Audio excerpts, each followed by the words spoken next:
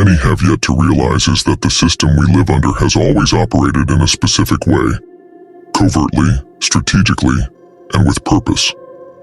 Only recently has the veil begun to lift, making evident what was once hidden in plain sight.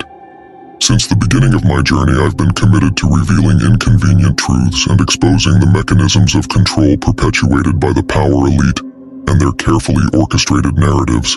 The influence of mainstream media, serving as a mouthpiece for the establishment, has been central to maintaining this illusion. We've long pointed out the reality of an ideological Fourth Reich embedded in global governance, warning about the actor-based reality that conditions public perception.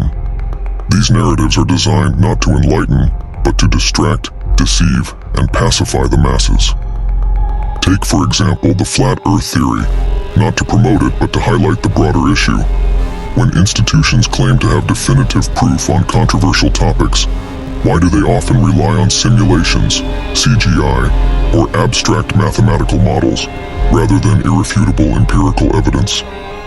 Questions like these are not about denying science, but challenging the monopoly on truth and demanding transparency.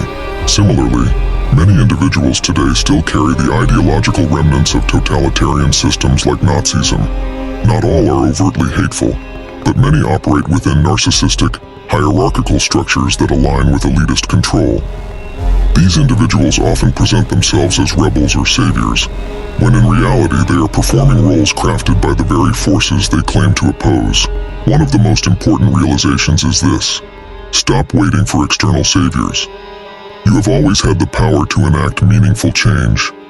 Liberation comes through personal awakening, through recognizing your potential and refusing to be manipulated by fabricated opposition groups, many of which are infiltrated or even created by state actors. Symbolism is a language of power. I've used it in my own work to teach others how to decode the symbolic frameworks used by secretive groups, including the strategic use of gematria and ritualistic dates.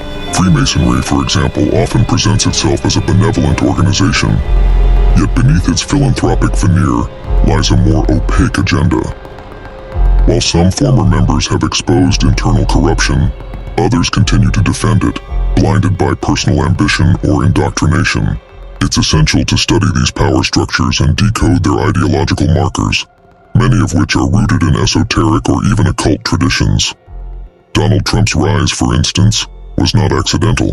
His political persona mirrors a historical archetype, intentionally crafted to evoke a form of authoritarian nostalgia.